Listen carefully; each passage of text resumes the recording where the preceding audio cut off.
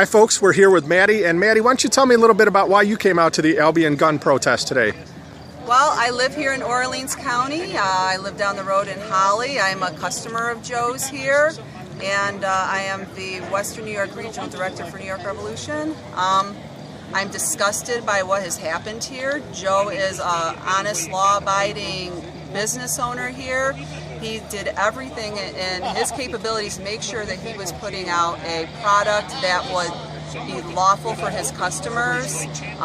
He was told over and over a year that he was doing fine. Police are in here all the time, and yet for some reason they decided to make an example out of him. And this is exactly what New Yorkers across the state can expect to start happening if we do not get Cuomo out of office in November. This is just a glimpse to what we will be seeing in November.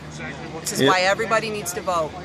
I agree with you, Mattie, and I'll tell you the thing with Joe is I think he's suffering, if it's not a personal vendetta, and I have reason to believe that it very well may be, because Joe and I met at a gun buyback, and Joe was the guy going around. That's right. And he's the only guy, and I know at the one we were at in Binghamton, they copied down every single person's license plate, and so I find it very coincidental that Joe was the first shop they did this with. But even if that's not the case, Joe is the victim, as are all citizens and firearms dealers in New York, of a law written so badly that those who are charged with enforcing it cannot give those of us who have to live under it a yes or no answer on whether something is or is not legal.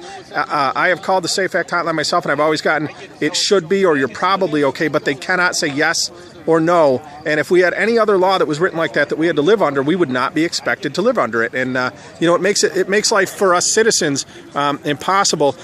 Mattie, can you tell me a little bit about what got you involved in this and in just kind of being an activist for freedom? Well, my husband and I, we're both black powder shooters. We've been in shooting sports our entire marriage, 23 years. And, my husband was telling me for years, he's always been afraid they were going to come for our guns. And I was like, honey, you got that tinfoil on a little bit too tight. They're not going to come for our guns. We've got the Constitution. And last January, when the news hit that morning that he was right, that they were coming for our guns, it infuriated me because it just made no sense. A, he was right, and B, this is America. This is not supposed to happen. We have a son. This is not the country that I want him growing up in. I have family. My family tree goes back to the Constitution, or to the Revolution, and several of my ancestors fought in our first revolution, and I am not going to let their efforts be in vain.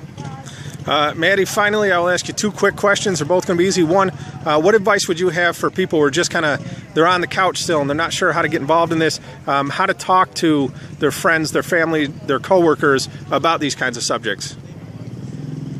Just start talking. If they tune you out, you keep talking. You keep putting this in their face. We're 56 days away from the election.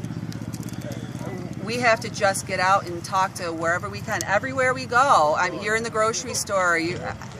I don't care what you do. We need to wake people up. When you're down at the gun club, talk to people. Let them know. Let them know what's happened here in Albion, New York. It's going to be coming to a town near them if they don't get off the couch and vote. And what do you think of the SAFE Act? What do I think of the SAFE Act? Piece of crap. Fantastic. Cuomo's got to go. I agree. Mattie, thank you for giving me a few minutes. Thank you.